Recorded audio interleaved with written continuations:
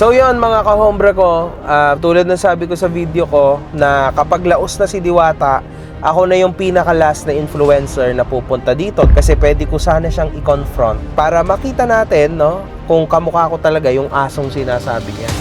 Alam niyo naman, kilala niyo naman ako, hindi naman ako natatakot sa mga ganyan. Ito daw po ang the biggest American bully. Kaya naman pinangalanan ko siya MJ. Hi MJ, shout out ka naman sa mga viewers natin. Ayan o. Gusto ko lang makita kung totoo talaga na kaya niya sabihin sa mukha ko yun. Pero hindi naman ako galit. No? Let's go. So what's up sa mga kahombre ko dyan? Makagago, what's up na naman nga pala to. At syempre mga kahombre ko, today is the day kung saan finally atin ang matutunghayan ang the biggest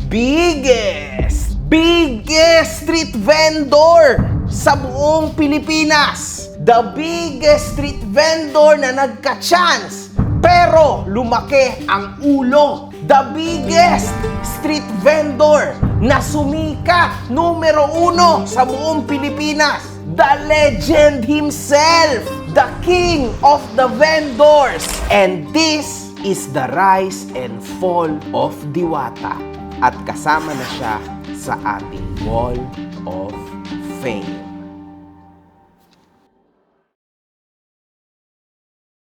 Hombre ko, follow nyo rin ako sa Facebook page ko.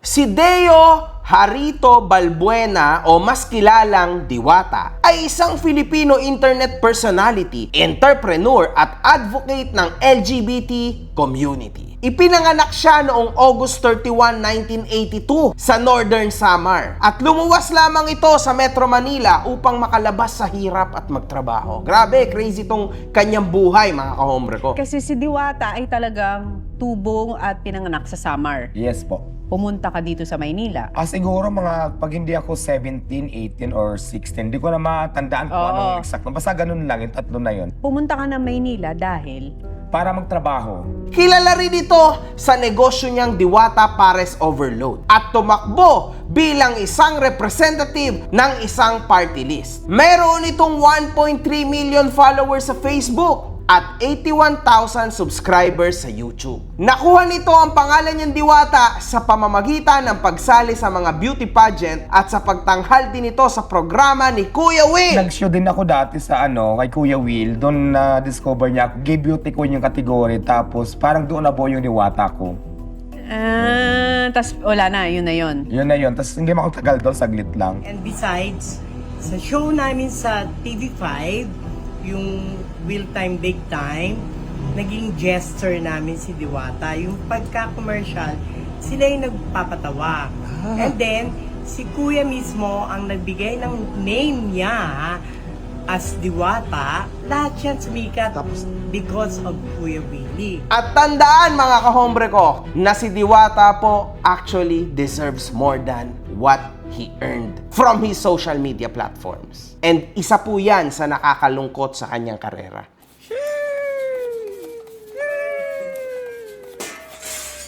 Oy, mga kahombre ko, gusto niyo bang malaman kung saan ko nakuha ito? Napakasimple lang. Ang gagawin niyo lang ay mag-scroll down kayo at i-click nyo ang link sa pinned comment. Then mag-register kayo, email, password at sa promo code which is ang ilalagay nyo ay MK2025 para naman may extra ang unang pinang-deposit mo. Ngayon, after nyong makapag-register, mag-top up na kayo sa inyong balance, then pwede ka na magsimulang mag-trade. Which is napakadali lang since ang pipiliin nyo ay either buy or sell. So in this case, maglalagay ako ng 1,500 pesos and at this rate ay magsesell ako. Wait lang nating matapos ito at bang! Profit tayo! Ngayon, sa nakikita mo ay sobrang hirap nito dahil first time mo lang. Huwag ka mag-alala dahil pwede mo naman itong pagpraktisan. Which is ang gagawin nyo lang ay pumunta kayo dito sa trading option, then click Quick Trading Demo Account. Sa demo account na to, mga kahombre ko, ay pwede kayong mag-practice with over 130 plus assets offered by Pocket Broker. Plus, hindi nyo pa ginagastos ang inyong sariling pera para masubukan nyo. If kumita ka na at gusto mo itong makuha, pwede mo na din itong i-withdraw. Which is, ang gagawin nyo lang ay pumunta naman kayo dito sa finance option, then click withdrawal. Ayan, pwede nyo nang i-withdraw agad-agad mga kahombre ko through bank transfers, e-wallet, o cryptocurrencies with 0% commission. Mga kahombre ko, ready ka na bang magsimula? I-click mo lang yung link na naka-pin comment and then afterwards, ilagay mo yung promo code ko na MK2025 and then yes, welcome to the family. Kasi mas nagamit siya ng ibang mga tao, ibang mga sikat na personalidad kesa sa kanyang sarili. Nagsimulang lumabas si Diwata sa media ukol sa isang balitang kumakalat na sinaksak daw ito sa mukha ng kanyang kaibigan. Nagmula sa kalangitan, lumagapak sa kalupaan, narito na sa inyong harapan ang nag-iisang diwata na mukhang kawatan. Ayon sa kwento ni Diwata, nagawang saksakin siya nito sapagkat pinapalayas niya ito sa kanilang tinutuluyang barong-barong sa ilalim ng tulay dahil nahuli niya itong gumagamit ng ipinagbabawal na gamot. Imagine niyo mga kahombre kung saan po galing si Diwata. Sa napakapangit na buhay, napakahirap na buhay. And actually, he came from hell and he went up to the heavens. Kumbaga sa life, ha? Kasi grabe mga kahombre ko, this is not possible. Sa mga tulad niya na nasa ilalim ng tulay, that's very, very tough kung iisipin nyo. Kasi sobrang hirap po na maalis ka sa ganung klase ng circle mo, pero wala. Diwata made it possible, mga kahombre ko. Sa pangyayaring ito, nakaramdam ng pagkapuot ang kaibigan nito at sinaksak na lang daw siya ng box cutter sa mukha. Papalisin niya kami doon sa ilalim ng tulay. Wala nagmamayari ng tulay. Pasalamat pa nga siya, yan lang nangyari sa kanya. Pero tandaan mga kahombre ko, yan po ay nakaraan na. Sa ngayon, masaya na sila at okay na sila nung kaibigan niya na yon na sumaksak sa kanya. And kung di ako nagkakamali, binigyan din ulit ng chance yun ni Diwata at pinagtrabaho niya yon sa kanyang branch sa Pasay. Oo, kasi yung nagsumaksak daw sa'yo, nagtatrabaho na. Yes, nakamupo na kami lahat. Nasa akin ngayon. Kumuha na kayo lang. So okay na po sila. Okay, matapos halos magkakulungan, magkasaksakan. Because even before all of this fame, si Diwata po lumabas na sa TV. Kaso sa news nga lang. Grabe, tindi talaga ng storya ni Diwata. Ikalawang appearance naman ni Diwata ay 6 years ago. At ito ang pagsali niya sa isang Miss Q&A na program ng It's Showtime. Sa mga panahon na ito, nabanggit ni Diwata na isa siyang naghihirap na construction worker at meron siyang boyfriend na kinekwento niyang in a way na parang ginagamit lamang siya. Kasama mo ba yung asawa mo ngayon? Wala, nanood lang siya. Pero ayaw niya ipakilala ko siya. Oo. Bakit naman? Basta sapat na yung sabihin ko doon asawa ko, pero wag daw banggitin yung pangalan. O sige, ganito na lang. So, imagine niyo mga kahombre ko. Fame or luck or money, kayamanan is not given. Hinahanap po ito. Nakita nyo naman, from tulay, nakaangat siya papunta sa Showtime. Kung sa taong normal, mahirap nang pumila-pila. Partida na busog ka pa, may tinitirahan ka pa, okay ka, ang hirap. Imagine niyo para sa taong nakatira sa tulay. And yet, he's made it sa Showtime, mga kahombre ko. Grabe, tindi din mag-hustle talaga sa buhay nitong tao na to. Noong panahon ng pandemic, nagawang mahinto ang pagko-construction ni Diwata. Kaya naisipan na lang nito maghanap ng ibang paraan upang kumita. Nakapagdesisyon na lamang si Diwata na ituloy ito sa pamamagitan ng pagtinda ng mga merienda. Tapos mayroon din akong friend na chef cook naman, nawalan din siya ng trabaho. Ay, noong mga time na nagtitinda na ako, may konting ipon na ako. Sabi niya sa akin, kasi marunong siya magluto bakit hindi natin lagyan ng pagkain, tulungan kita magluto, bili ka na ng kawali, ganito kung ano makailangan. Tapos doon ako nag-start magtinda ng pagkain muna, hindi pa Paris. Hindi alam ni Diwata na yung paglagay niya ng ulam, na pagdagdag niya ng pagkain, merienda o ng pare sa kanyang pwesto, yun ang makakapagpayaman at makakapag-totally alis sa kanya sa ganong sitwasyon. Pero kasi di ba nauso yung pares sa kalsada? Marami naghanap sa akin, pares ka ba dyan? So nagka-interest ngayon ako, tinanong ko siya kung marunong siya mag-pares. Sabi niya marunong din daw siya. Tapos ngayon, okay na, naging Diwata Pares na siya. Doon ako nakilala ngayon. Dahil doon, tinransform na ni Diwata ang kanyang kainan to Diwata Pares. Kung saay tinangkilik na ito ng napakaraming tao. Ang kanyang pares, mga kahombre ko, even before ay dinadayo yan. At nakailang lipat yan dahil ilang beses siyang pinapatalsik sa lugar kung saan niya tinirek ang parisan niya. Alam niyo kung bakit? Kasi dinudumog ng mga tao at nahihirapan na ang mga MMDA or traffic enforcer na ayusin ang sitwasyon at nakakapag-build din ito ng matinding traffic. Ganyan ka-successful si Diwata, mga kahombre ko. Real talk real talk lang yan. Yan talaga, hindi natin pwedeng alisin yan kay Diwata. Mas dinumog ito ng mga tao nung kanya itong ginawang pares overload. Kung saay sa halagang 100 piso lamang ay meron ka ng only rice, only sabaw, at may isang libreng soft drink. Siyempre, unang beses yan, mga kahombre ko. This is very original of him. Kaya nga, di ba, kung sino man ang nakakaimbento, siya ang yumayaman. Kasi original. Once na original recipe mo, original ang content mo kung YouTuber ka, original ang business mo, you'll win it. You'll win the game. Kasi at the end of the day, business is a game. It's a game of thinking and lalong-lalo na it's a game of luck. Ayon sa pagdayo ng mga vloggers at iba't ibang mga influencers, karamihan sa kanila noong nagsisimula pa lang ang negosyo ni Diwata ay sinasabing hindi ito kasarapan. Hindi po natin maaalis, mga kahombre ko. Iba't iba ang taste buds ng mga tao. Pero we need to understand na 100 piso para sa isang pares overload na punong-puno ng laman at syempre only rice na may soft drink pa sa halagang 100 piso, napakaliit po nito. So kung ano man ang inyong malalasahan at kung ano man ang inyong masasabi sa inihain ni Diwata sa inyo, tama lang yon. Kasi grabe naman, kung pang fine dining din ang lasa nun, iba na pong klase ang mga utak ninyo. Mababang puhunan equals mababang negosyo, mababang bentahan, pero lalong-lalo na mababang klase ng mga ingredients. So wala kang pwedeng i-expect. Ang lahat ay nagtataka sapagkat sinasaad nilang hindi ito kasarapan pero napakaraming tao ang mga dumadayo. Pumipila at dinudumog ito. Dalawa lang po ang rason kung bakit ito dinadayo. Una, nasasarapan talaga. Pangalawa, para gatasan si Diwata.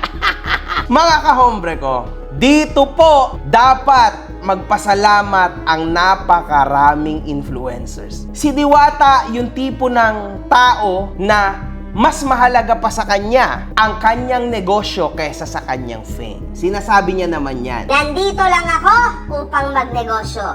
Wala akong pakialam sa kasikatan. Tama naman, may point siya, no? Hanggang sa nagising siya one day. Lumabas ang unang issue sa paresan ni Diwata kung saan maraming mga vloggers, especially small vloggers, ang sumusubok na i-vlog si Diwata at gawan siya ng content upang ito ay pagkakitaan. Dahil nga po nung panahon na yon, Diwata was the meta. Tandaan niyo yan. Si Diwata po, literal na pagka isinulat mo sa video mo, Diwata Pares Overload, automatically, mga kahombre ko, million of views. It gains a lot of traction nung mga panahon na yon. Sobrang crazy. Kasama dito, ang pinaka-gatasero sa balat ng lupa na si Art at Alvin TV, kung saan nagawa na nilang rumenta na matutuluyan malapit sa paresan ni Diwata upang patuloy nila itong magatasan. Unang na-featured ang mga ito sa pamamagitan ng pagdayo ni Alex Gonzaga sa paresan ni Diwata, kung saan mas inunahan pa ito ni Alvin TV na videohan at i-upload bago sila Alex.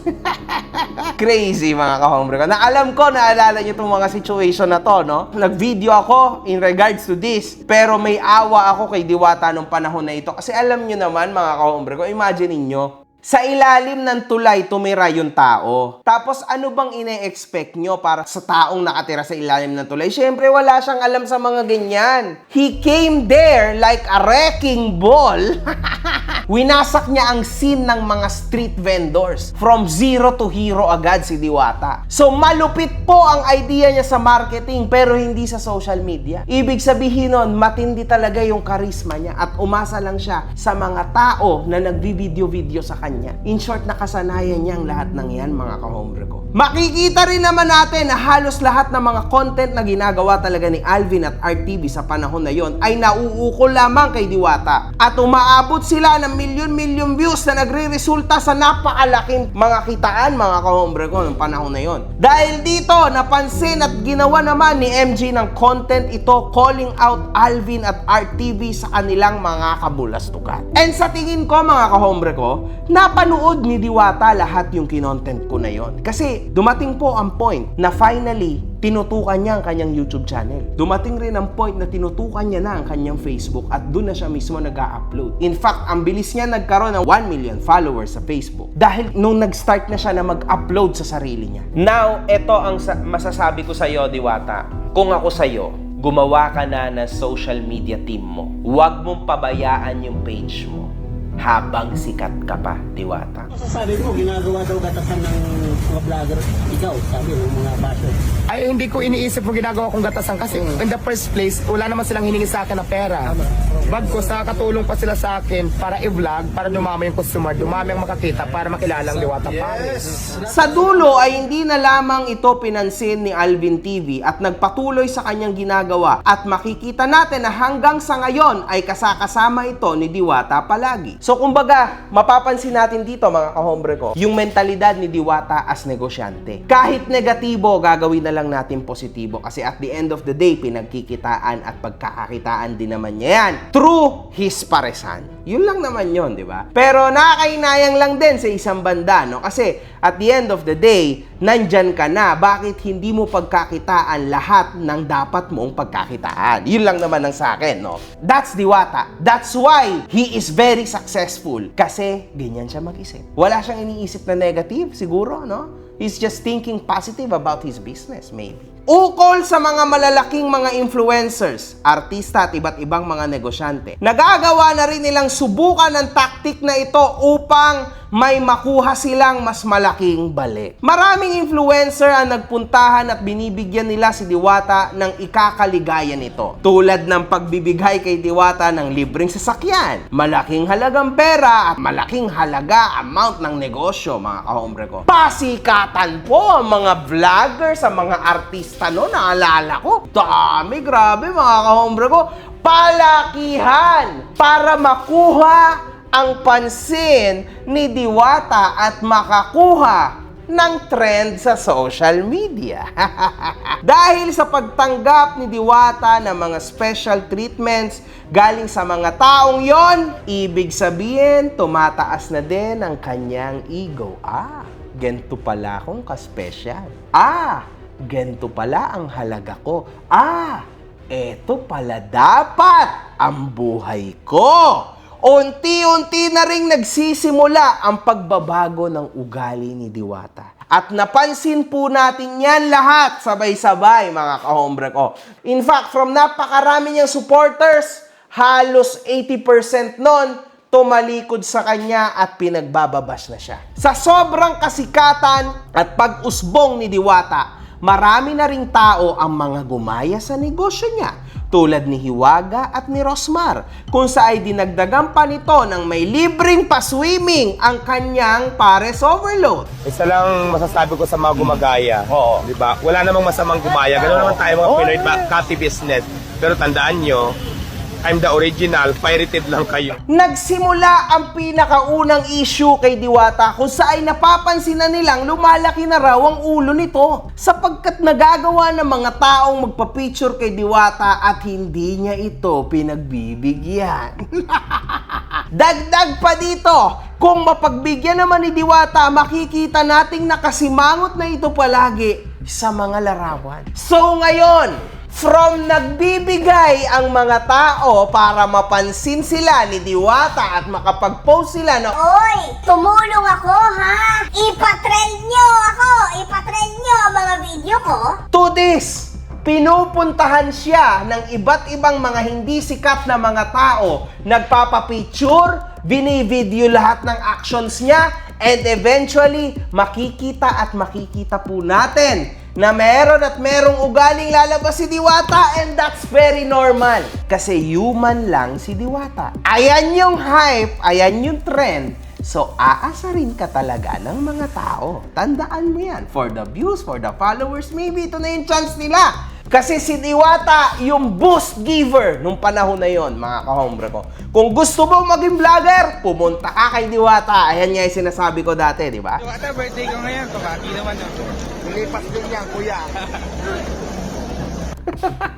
Paunti-unti na po lumalabas ang tunay niyang ugali at bumabastos na si Diwata ng napakatindi. Pero di natin masisisi si Diwata, mga kahombre ko. And I understand this. Kasi para sa mga influencers, man, it's very tough. Kasi minsan, dapat nakafocus ka sa trabaho, hindi mo na alam ang gagawin mo. Magpapapicture ka ba o magpo-focus ka sa trabaho? Yun lang. And it becomes crazy and crazy every single time. Kumakalat din na reason dito ay ine-entertain lamang ni Diwata ang mga taong nagbibigay sa kanya ng mga ikakayaman nito. May nagbigay kay Diwata noon ng goldfish at hindi niya ito tinanggap.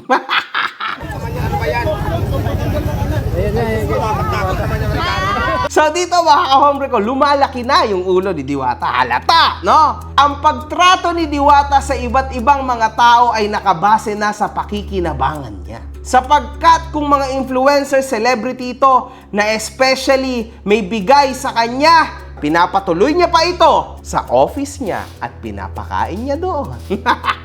Nandyan po ang biggest mistakes ni Diwata, no? Kumakalat ang isang video kung saan ang Diwata Pares Pasay Branch ay may mga uod na nakakalat sa lapag. Grabe kadiri, mga kahombre ko. May mga taong nagrereklamo na rin na mabaho sa lugar ni Diwata. Nagulo yung iba't ibang mga kagamitan dahil sa natamasang bagyo. At pagdating din sa food safety ay di pa sigurado kung nakapasa ito. At makikita din natin, mga kahombre ko, na ang mga pinaglalagyan ng kanilang Diwata Pares, no? Talagang napakarumi. Ayon sa mga criticism na ito, nagagawang hindi tanggapin ito ni Diwata at sinasabi niyang sinisiraan lamang siya ng mga tao. Naglabas na rin ng saloobin si Diwata ukol sa hindi pagpapapicture nito sa mga tao at sinabing hindi niya naman ito pagkakakitaan. Nagawa niya pang sabihin na mas magandang magbayad na lang daw sila dito. Naman, may basher na naman nag-pick account. Gumawa na naman ngayon ng ng eksena. Naniningil ng picture. 1.5 daw. Pag wala daw 1.5, di pwede magpa-picture. May mga pick account na gumagawa ng ganun ngayon. The more na mainis si Diwata, the more na marami kang views. Ganyan po yan nung panahon na yan, mga kahombre ko. Sa kaduluduluhan ay naging pabagsak na si Diwata. At halos lahat ng content na gagawin sa kanya ay ukol sa paglaki na nito ng ulo at pagbagsak niya sa social media, tulad ng wala nang nakain sa kanya, etc., etc. Arestado si Diwata dahil sa kasong slight physical injuries na isinampa sa kanya noon pang 2018. Hinuli ng Pasay City Police si Diwata noong April 16, 2024 sa kadahilanan nagkaroon ito ng warrant and subpoena. Agad nakalaya rin naman si Diwata pagtapos itong magpiyansa ng halagang 3,000. Eto na mga kahombre ko, dito na tuluyang nalunod ang ating si Diwata. At nakakaawa talaga, sa totoo lang. Si Diwata ay nagawang tumakbo sa politika, kung saan nire-representa nito ang isang party list bilang isang fourth nominee. Nagresulta ito sa pagbabago ng ugali ni Diwata. At mapapansin natin naglaylo ito at muling tinatangkilik ang lahat ng mga netizens na gustong magpa-picture sa kanya. Kumakalat din ang balita na ginagamit lamang si Diwata ng party list na ito at nakilalang hindi vendor ang mga nagpapatakbo nito. Isa pa mga kahombre ko, before it even happened, ayaw niyang magpa-picture. Ayaw niya magpa-picture sa mga tao, di ba? Ngayon, siya na mismo ang nagpapa-picture, mga kahombre ko. Siya na mismo ang naghahabol sa inyo. Eh, syempre, tumatakbo yung kanyang party list. Alam niyo na. Diyan pa lang, napakamaling-mali na po talaga, sobra yung naging desisyon ng party list na to upang kuhanin si Diwata. Wala siyang credibility. Natapos ang eleksyon at natapos sila Diwata bilang ika-110th place at mga tumakbo na party list. Naglabas ng saloobin si Diwata at isinaad na nalulungkot ito sa pangyayari. At saan ba siya nagkulang? Ito lang ang ating real account. Ang daming fake account. Hindi yan true last. Ito lang yung live natin. Yung ibang mga nakikita nyo dyan, mga fake account yan na nakikita nyo sa Facebook. Ito lang yung account natin na original. Itong ginagamit ko ngayon. Wala na ako ibang account. Ah, okay. So, fake news pala to. Itong nag-post na ito. Ang totoong hindi fake news ay ang pagbigay nito ng reply sa mga netizens kung saan hindi ito nalulungkot sa pangyayari. Bagkos ay pagkapuot pala at minumura niya ang mga netizen na nagko-comment sa kanya. Babasahin ko ba ulit to? At ito na po ang pinakalas mga kahombre ko. Sa dulo ay bumalik na si Diwata sa dati niyang gawi at halos pinapansin na nito lahat ang kanyang mga bashers. Nagagawa na rin itong tirahin ng mga influencers tulad ni Rendon at ni Makagago. What's up, man? Naloka lang ako, no? Mayroon lang ako i-call out kasi ito talaga, may isang vlogger na lagi akong pinapansin. Matagal na ito nagpapapansin sa akin eh. Sino bang vlogger yun? Nakalimutan ko yung pangalan. Makatai ba yun? Makatai, no? Yung ano niya, channel niya. Basta parang ganyan, parang pamilyar sa Makatai, ang nakalagay, Diwata, the biggest, ano ba yun? The biggest, malaki ang ulo. Naku, correct. Anong ulo ba? Kasi kung itong ulo, sakto lang. Pero kung ito, na, malaki talaga to, mag-agoy-agoy ka talaga. Nakalimutan ko yung pangalan niya, basta Makatai ba yun? Basta yun yung vlogger na yun. Hi guys! Papakilala ko lang sa inyo ang bago kong anak, bago kong aso. Malaki daw to tapos ang lakas daw nito kumahul. Kaya naman pinangalanan ko siya, ang pangalan niya ay Rendon. Ayan. Hello Rendon, shout out ka naman sa kanila. Hindi ko alam ba't siya nagagalit kay Rendon, wala akong idea. At hindi ko rin alam ba't siya nagagalit sa akin. Sinabihan ko lang naman siya sa aking video. Hindi ko alam. Why are you mad at me? Anyway, mga kahombre ko, sino ba ang pipiliin ko? Yung Prime Diwata ba? O yung Diwata ngayon? Para sa akin, mga kahombre ko, ngayon na ni-review ko ang tanang buhay ni Diwata. Ang pipiliin ko dito, bagong taon, bagong talpakan, meron o wala lang naman pipiliin nyo nasa link. Down below, nakapin. Try mo, meron o wala lang naman pipiliin mo. Let's go. Ay yung Prime Diwata. Hindi yung Diwata ngayon Kasi ang dami niyang naging achievements in a short amount of time. And I know for sure na super proud ang pamilya niya sa kanya, sa mga nagawa niya at sa mga nakuha niyang achievements because it was never easy for him to be in this type of position now. From zero to something. Crazy yun, mga kahombre ko. Gustong gusto ko yung Prime niya kasi pinakita niya na with the right hustle dito sa Pilipinas, pwede kang magkaroon ng something. Hindi mo masasabi na hanggang dyan ka na lang, nasa Pinas ka lang, wala kang kwenta. Hindi mga kahombre ko. Because you can become somebody. Kung si Diwata nga nakaya, di ba? Nasa ilalim siya ng tulay. Ikaw pa kaya? That's a game changer too.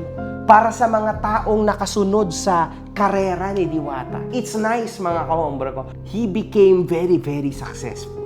Isa pa sa mga bagay na nakita ko kay Diwata, yung kanyang fire na ilalaban ko kung ano yung akin. at yung kanyang willingness na to promote his business sa kahit na anong sitwasyon, kahit saan na siya nalagay, okay lang. At yung kanyang dedication at hard work. Walang makakatalo sa part na yun kay Diwata, mga kahombre ko. Kung meron man, it's gonna be tough and tough and tough. Unfortunately, ang sumira kay Diwata, siya rin. Tama din naman yung mga kasabihan na isa lang naman ang pwedeng tumalo sa'yo. At yon ay yung sarili mo. Sarili mong desisyon at sarili mong pag-iisip.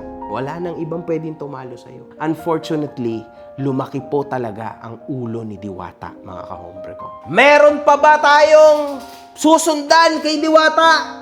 Meron pa ba tayong makikitang bago kay Diwata? I think wala na because we've seen everything. Aside na lang kung makakahanap siya ng bago niyang magiging business at mapapahype niya ng mas pa sa Pares Overload. Baka pwede. Pero sa ngayon, kung ano yung nakikita nyo, yun na yun. At isa ko pang sasabihin bago matapos ang lahat ng ito. Kapag may dumating na sa inyong swerte, hindi nyo masyadong damdamin. Instead, dapat paa pa rin sa lupa at mata sa langit. Hanggat may buhay, mga kahombre ko, ibig sabihin, meron ka pang iaangat at meron ka ring ikakabagsak. Anyway, mga kahombre ko, iniintay nyo siguro. Gusto nyo bang malaman kung tutuparin ko ang aking pangako sa inyo na ako na ang last ever na pupuntang influencer kapag laos na si Diwata?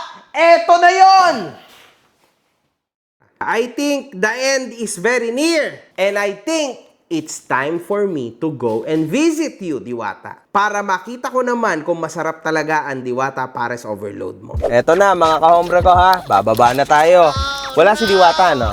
Wala si Diwata. Di sige. Sa Cavite daw.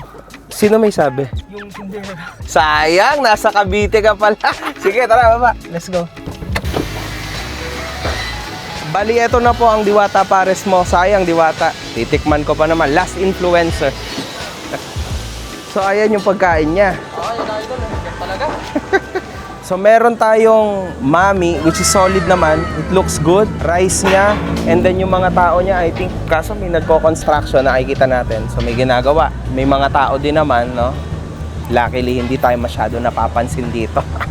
So, eto, may mga soft drinks. Then, eto na ata yung Pares Overload niya. Alright? It's an honor to be in your video, idol. Yeah. Let's eat! Ito yung Pares, mga boss. Titikman natin, ha. Bawal ako nito, pero try lang. Gaging sarap. Oo. Okay din naman pala. Masarap, guys. Masarap siya. It's actually nice. Masarap, gagi. Masarap. Mami Overload ni Diwata. Actually,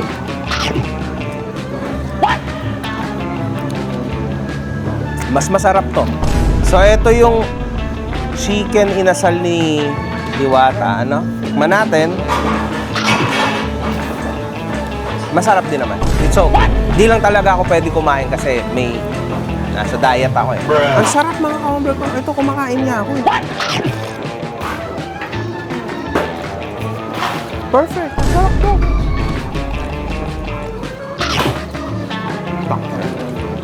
Perfect. Masarap.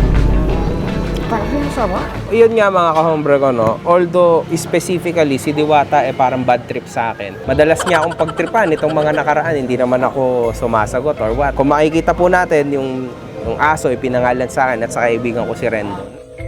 Si MJ. Sino maganda? Si Rendon o si MJ? Kung titingnan nyo, tinan mo naman, itsura ko. Sa tingin ko naman, mas may itsura pa ako kaysa kay Diwata. Pero anyway, Diwata, in all fairness, man, napakasarap ng pagkain mo. Siyempre, hindi na nga lang kinaya yung iba kasi ang dami, sobra naming in-order. Worth 1,000 na. 1,000 pesos. 950 pesos. Precisely. In all fairness, napakasarap, man. And hindi ako pwedeng kumain actually kasi may may acid ako sa tiyan, no? Hindi ako pwede ng longganisa pero kinain ko yung longganisa. Napakasarap. Wala talaga ako masabi. And in fact, magte-take out ako ngayon ng longganisa ni Diwata. I really liked it. And sigurado magugustuhan din ng family ko yung longganisa mo. Paano nangyari na ang daming nagsasabi na hindi daw masarap dito kay Diwata, ang baho daw? Although, sige, understandable, may nag-aayos, no? May nagko-construct, tas dito yung pagkain. Pero kasi normal lang to guys, kasi karinderya to eh.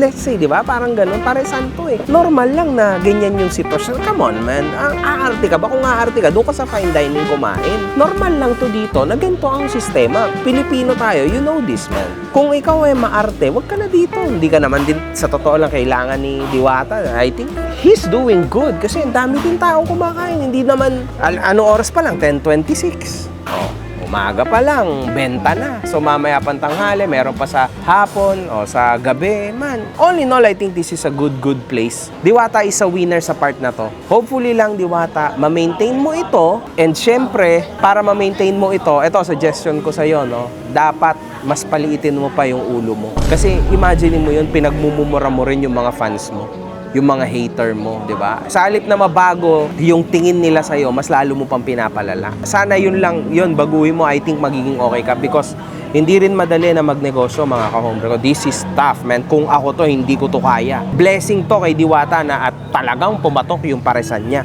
Kailangan mo lang ayusin ugali mo, that's it. The rest, perfect ka. Yun lang, ang sarap lahat, guys. Promise. Tapos may mga libre pang soft drinks. Di ba? Di ba? Ano? Boy, oh. Lahat, dinadayo Ang sarap, oh. talaga ng Ito lahat. pa, dinakdakan. Kahit na Ito, masarap. Guys, masarap lahat. Promise. Well, sabi niya, yan.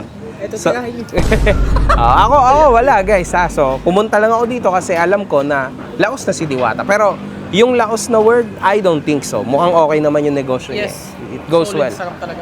Yun lang. One love, good fucking vibes. Doon naman tayo sa kabila.